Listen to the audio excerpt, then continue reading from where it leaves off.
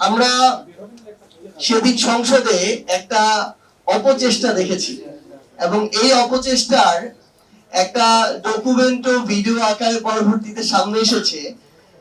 আমাদের কয়েকজন জুলাই যোদ্ধা ভাই সেখানে বলছিলেন যে আমরা বিএনপির জুলাই যোদ্ধা দেখে আমরা ঠিক মতো আমাদের সুযোগ সুবিধাগুলো পাইনি।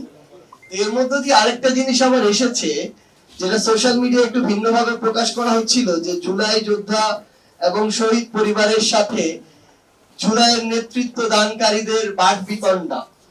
তো পরক্ষণে ওই ভিডিওটা যখন আসে তো আমরা বুঝতে পারি যে বিএনপির চিন্তা ভাবনা এবং চেষ্টাটা এখন এতটাই অপচেষ্টার দিকে গিয়েছে যে বিএনপি পন্থী কিছু সিলেক্টিভ জুলাই যোদ্ধাকে আমন্ত্রণ জানিয়ে তাদের সাথে অন্য রাজনৈতিক দলের কিংবা এনসিপি কিংবা বিরোধী দলের নেতৃবৃন্দদের একটা অস্বস্তিকর পরিবেশ তৈরি করার পর্যন্ত তারা হীন চেষ্টা করছে সংসদের মতো জায়গায়।